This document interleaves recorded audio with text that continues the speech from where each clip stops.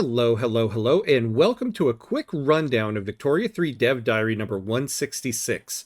I am not in Spain. We are quickly approaching the release of Iberian Twilight and the 1.12 update on December 11th, and because of that, we're now getting multiple Dev Diaries a week. So it's time for an early week TLDR video. This one included quite a few mechanics and a lot of narrative content for countries not Spain or Portugal included in Iberian Twilight. So if you're a busy gamer on the go and don't have time to read the full Dev Diary, here's a quick TLDR rundown of what was discussed. As always, if you want to read the full Dev Diary, and I highly suggest that you do, especially since there's some great historical context in this one, a link to it is in the description. Let's dive in. First up are changes to mechanics that are part of the free update 1.12. Colonies are now going to start with a new monarchy law variant called Colonial administration. One of the most notable things here is the increased political strength to bureaucrats and officers, two groups of people in your country who will be largely made up of your primary culture pops. Colonies will also start with the citizenship law subjecthood, but now with the amendment Colonial racialization. This will give pops in your colony who share some level of heritage more acceptance. If a civil war breaks out in a colonial administration, if you are playing as the colony, you will get this event to decide what you want your future government principle to be. Interestingly, they're adding a new diplomatic action to Sphere of Influence. If you have that DLC, you will have the ability to change the primary culture of your colony. The example they give in the Dev Diary is, let's say Portugal becomes the overlord of the British Raj. They can change their primary culture to match their own. This next one is going to be a big change that I think is going to be a lot of fun.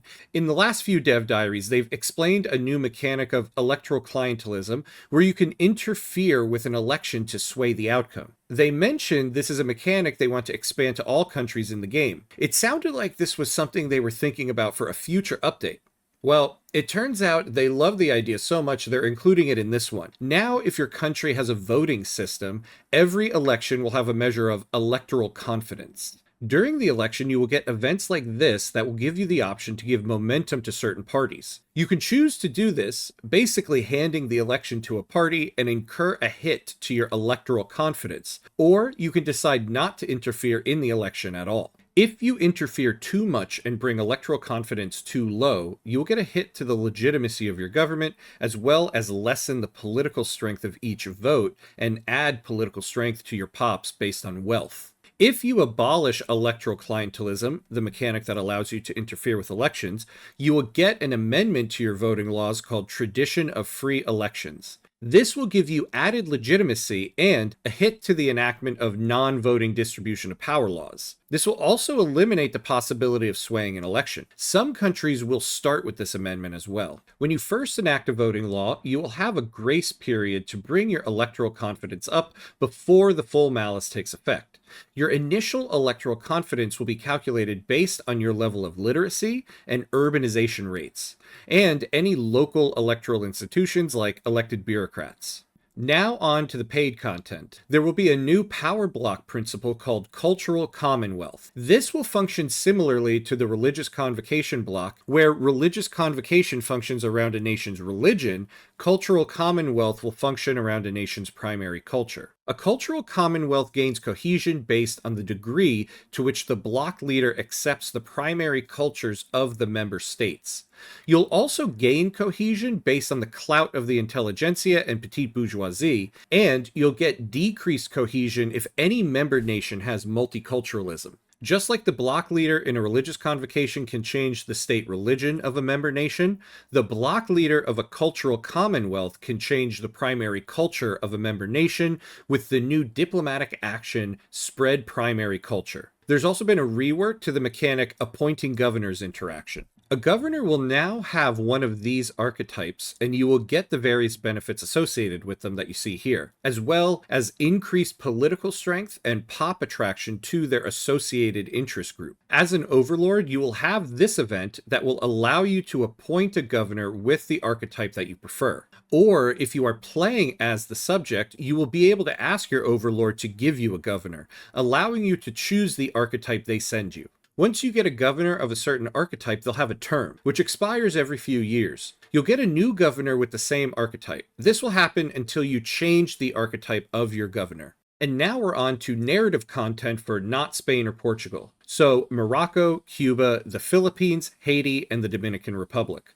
We'll start with Cuba because it seems like they have the most narrative content. You'll start with this journal entry that will result in you getting some very nice boosts to trade. If you can abolish slavery before completing the journal entry, you'll get some good boosts to standard of living. The difficulty is the completion condition is about how many goods you export. To export those goods, you need high production. In last week's journal entry, they went over some new production methods that will be available for certain plantations that are reliant on slavery. So if you can complete this journal entry without needing those production methods, you get additional boosts. You'll get this event upon completion, and you can see in the two tooltips the options you'll have. The one on the left will be available if you still have slavery, and the one on the right if you've abolished it. You will also have another option geared more towards modernization, and a third one that will help you gain independence. If you have Sphere of Influence, you will get this journal entry. There's some great historical context for this in the Dev Diary about how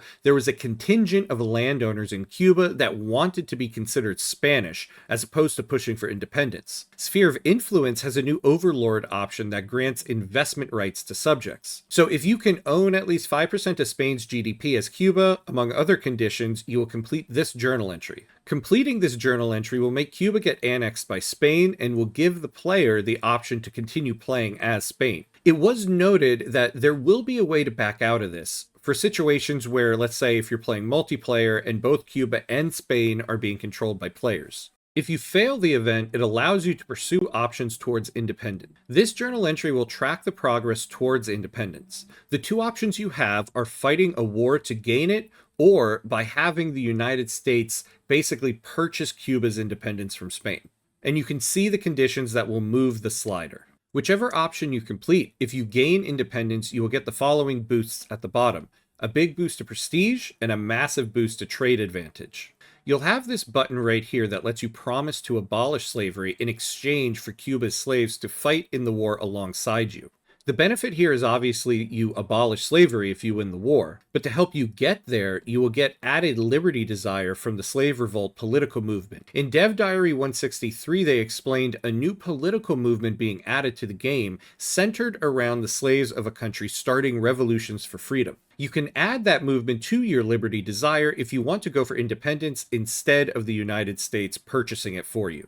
Lastly, Cuba will get these unique companies focused around plantations and food. These first two in particular initially look like a great combo to have. Both have prestige options, and the first company will produce input goods for the second one. Next up is Morocco, and there's some really exciting content here. You'll start with this journal entry. The basic idea here is the journal entry simulates how, at the time, Morocco didn't have full control over its lands. The people were scattered, and the central government didn't have much authority or the power to enforce it. You start with these modifiers: heavy hits to state construction efficiency, education access, and infrastructure. You also start with the state anarchy trait that doesn't allow you to incorporate any of your lands. So this journal entry will track how much control you gain over your lands in pursuit of a strong central government. Here you can see what affects the sliders.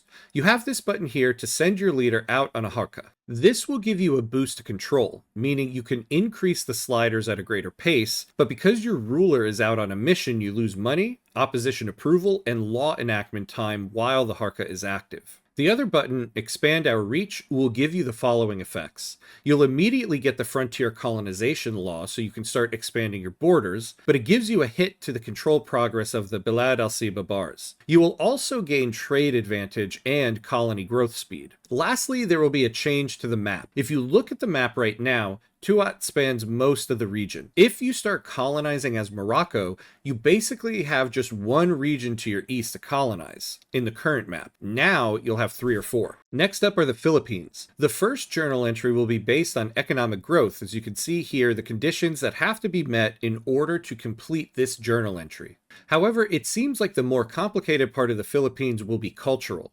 Filipino culture will be split into 5 distinct groups, but the only accepted culture will be Spanish. You'll have this journal entry geared around getting the acceptance levels of your various Filipino cultures up. The other journal entry will be geared around independence, or tying yourself closer to Spain. With the independence journal entry, if you gain freedom from Spain, Filipino mestizo will become the primary culture, which will lead into the cultural journal entry and make it more viable. And lastly, we have Haiti and the Dominican Republic. The bulk of this content revolves around a powerful Dominican national movement that Haiti has at game start. You'll get a growing Dominican secession movement. If not kept in check, you'll eventually get a Dominican War of Independence. If the war is successful, the new Dominican Republic will look to gain a strong ally to guarantee their independence from you. This is some really exciting content. Right off the bat, I can tell you Cuba and Morocco are going to be really exciting. I said my first run after Iberian Twilight is released is going to be Portugal, but now Cuba is looking pretty enticing. There's going to be multiple dev diaries this week, so keep an eye out on Thursday for a dev diary all about Portugal and a TLDR video about it, probably on Friday. A very special thank you to the channel members for helping to keep this going. I am very, very thankful for your support. That's it for now. As always, be awesome.